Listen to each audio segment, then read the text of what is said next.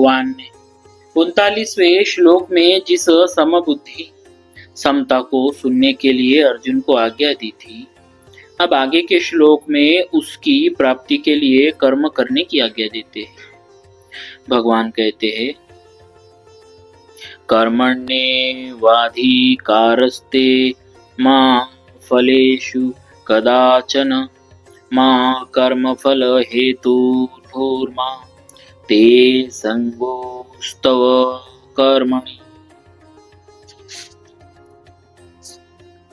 प्राप्त कर्तव्य कर्म का पालन करने में ही तेरा अधिकार है, इसमें तू स्वतंत्र है, कारण कि मनुष्य कर्म योनि है।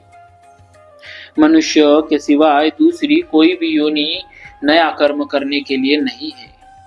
पशु पक्षी आदि जंगम और वृक्ष लता आदि स्थावर प्राणी नया कर्म नहीं कर सकते। देवता आदि में नया कर्म करने की सामर्थ्य तो है, पर वे केवल पहले किए गए यज्ञ दान आदि शुभ कर्मों का फल भोगने के लिए ही है। वे भगवान के विधान के अनुसार मनुष्यों के लिए कर्म करने की सामग्री दे सकते हैं, पर केवल सुख भोग में ही लिप्त रहने के कारण स्वयं नया कर्म नहीं कर सकते। नारकीय जीव भी भोग योनि होने के कारण अपने दुष्कर्मों का फल भोगते हैं, नया कर्म नहीं कर सकते। नया कर्म करने में तो केवल मनुष्य का ही अधिकार है। भगवान ने सेवा रूप नया कर्म करके केवल अपना उद्धार करने के लिए ही यह अंतिम मनुष्य जन्म दिया है। अगर यह कर्मों को अपने लिए करेगा तो बंधन में पड़ जाएगा, और अगर कर्मों को न करके आलस्य प्रमाद में पड़ा रहेगा तो बार बार जन्मता मरता रहेगा।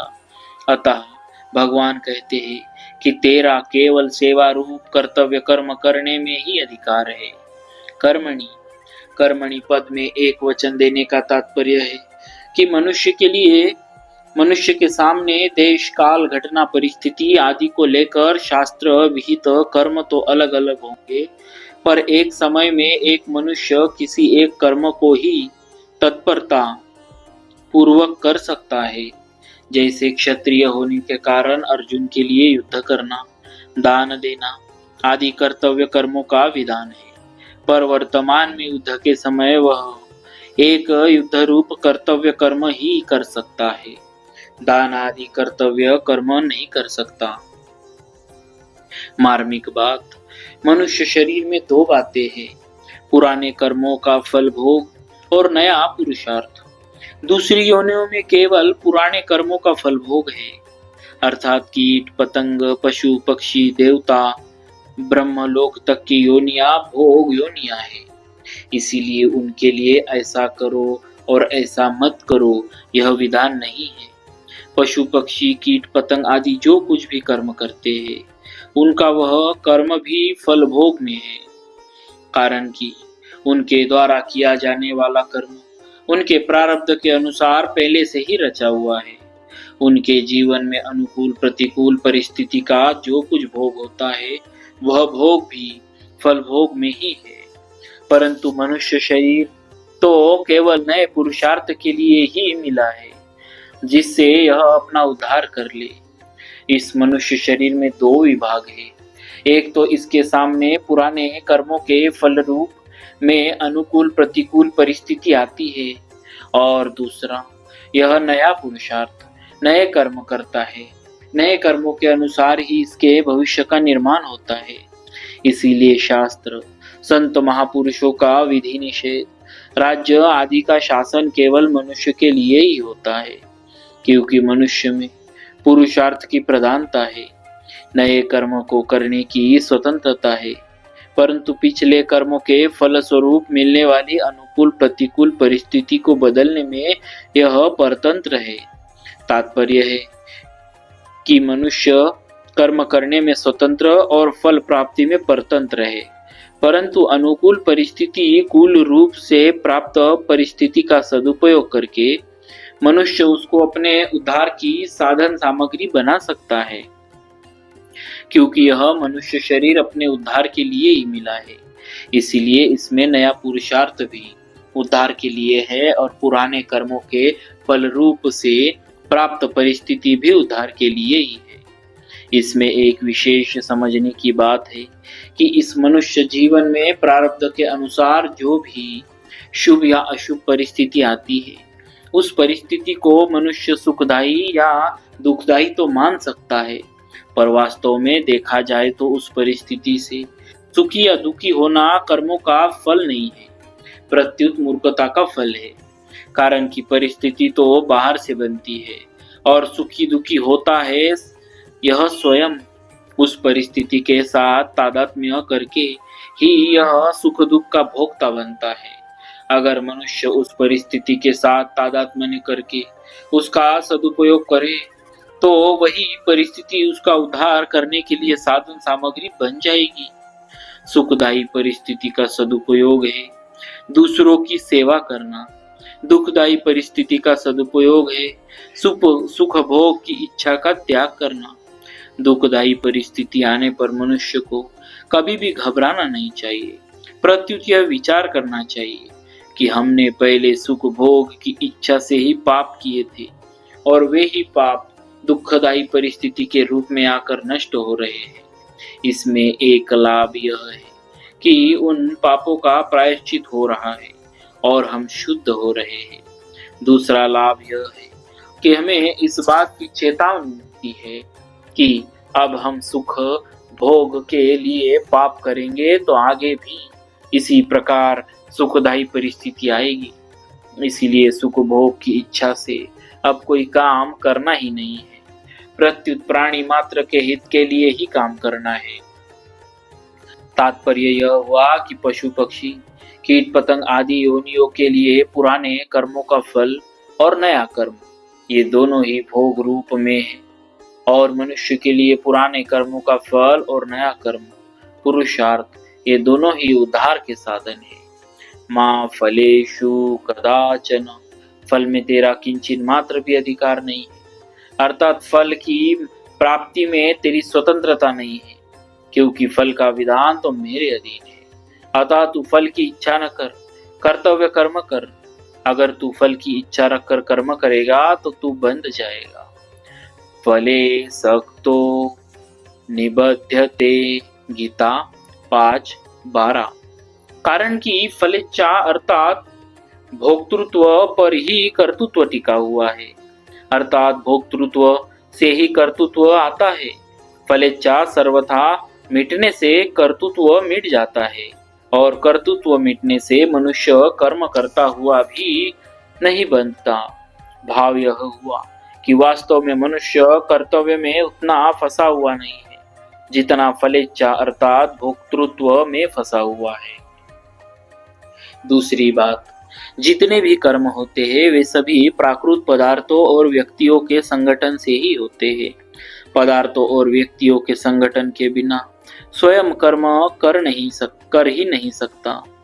अतः इनके संगठन के द्वारा किए हुए कर्म का फल अपने लिए चाहना ईमानदारी नहीं। अतः कर्म का फल चाहना मनुष्य के लिए हितकारक नहीं है। फल में तेरा अधिकार नहीं है। इससे यह बात सिद्ध हो जाती है कि फल के साथ संबंध जोड़ने में अथवा न जोड़ने में मात्र मनुष्य स्वतंत्र है, सबल है। इसमें वे पराधीन और निर्बल नहीं है। फलेषु, फलेषु पद में बहुवचन देने का तात्पर्य है कि मनुष्य कर्म तो एक करता है पर उस कर्म के फल अनेक चाहता है। जैसे मैं अमुक कर्म कर रहा हूँ तो इससे मेरे को पुण्य हो जाए, संसार में मेरी कीर्ति हो जाए, लोग मेरे को अच्छा समझे, मेरा आदर सत्कार करे, मेरे को इतना धन प्राप्त हो जाए आदि आदि। निष्काम होने के उपाय।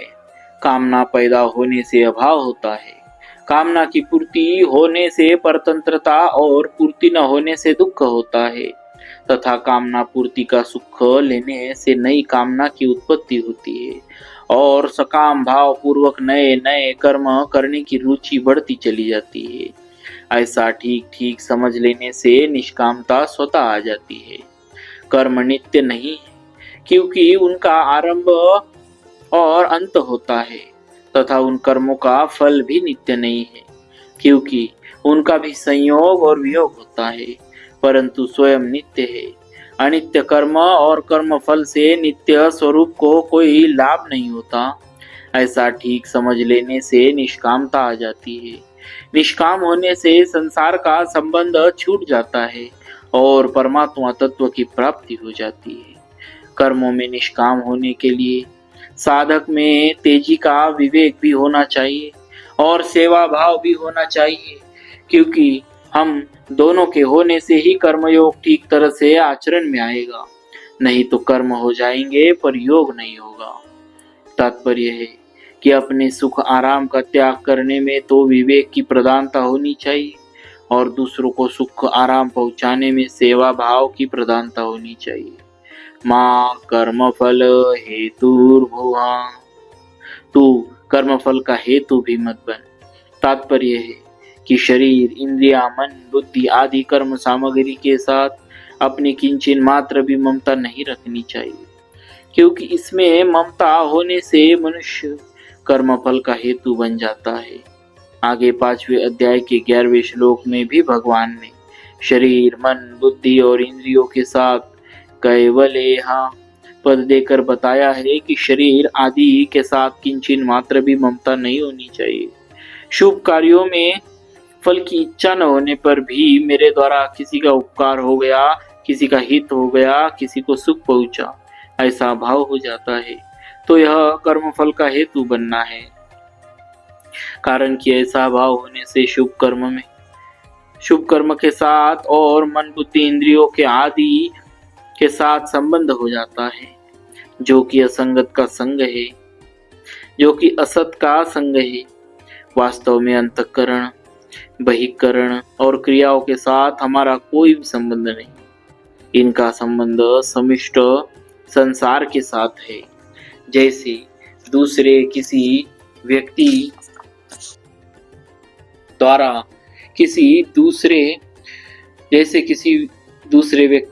दूसरे किसी का हित होता है, तो उसमें हम अपना संबंध नहीं मानते, उसमें अपने को निमित्त मानते हैं। ऐसे ही अपने कहलाने वाले शरीर आदि से किसी का हित हो जाए तो उसमें अपने को निमित्त न माने। जब अपने को किसी भी क्रिया में निमित्त हेतु नहीं मानेंगे तो कर्म फल का हेतु भी नहीं बनेंगे। कर्म न करने में भी इतनी आसक्ति नहीं होनी चाहिए, कारण कि कर्म न करने में आसक्ति होने से आलस्य, प्रमाद आदि होंगे। कर्म फल में आसक्ति रहने से जैसा बंधन होता है, वैसा ही बंधन कर्म न करने में आलस्य, प्रमाद आदि होने से होता है। क्योंकि आलस्य प्रमाद का भी एक भोग होता है, अर्थात उनका भी एक सुख होता है जो तमोगुण है। निद्रालस्य प्रमादोत्थम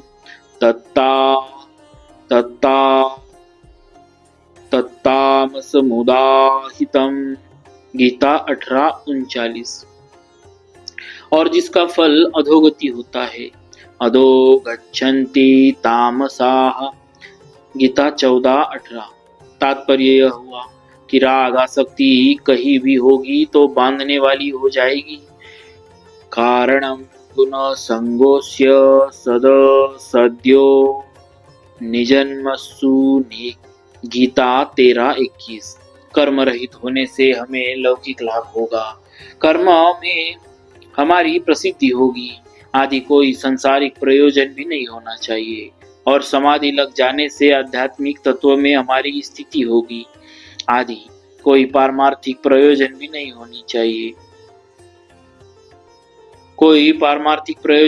होना चाहिए। तात्पर्य है कि कर्म करने से सांसारिक और पारमार्थिक उन्नति होगी। यह भी कर्म न करने में आसक्ति है, क्योंकि वास्तविक तत्व कर्म करने और न करने से अतीत है। इस श्लोक में भगवान का यह तात्पर्य मालूम देता है कि परिवर्तनशील वस्तु, व्यक्ति, पदार्थ, क्रिया, घटना, परिस्थिति, अवस्था, स्थूल सूक्ष्म कारण, शरीर आदि के साथ साधक की सर्वथा निर्लिप्तता होनी चाहिए। इनके साथ किंचित मात्र भी किसी तरह का संबंध नहीं होना चाहिए। इस श्लोक के 4 चरणों में 4 बातें आई है। 1. कर्म करने में ही तेरा अधिकार है। 2. फल में कभी तेरा अधिकार नहीं है। 3. तू कर्म फल का हेतु भी मत बन। और 4. कर्म न करने में भी तेरी आसक्ति न हो। इनमें से पहले और चौथे चरण की बात एक है तथा दूसरे और तीसरे चरण की बात एक है। पहले चरण में कर्म करने में अधिकार बताया है और चौथे चरण में कर्म न करने में आसक्ति होने का निषेध किया है। दूसरे चरण में फल की इच्छा का निषेध किया है और तीसरे चरण में फल का हेतु बनने का निषेध किया है। तात्पर्य यह हुआ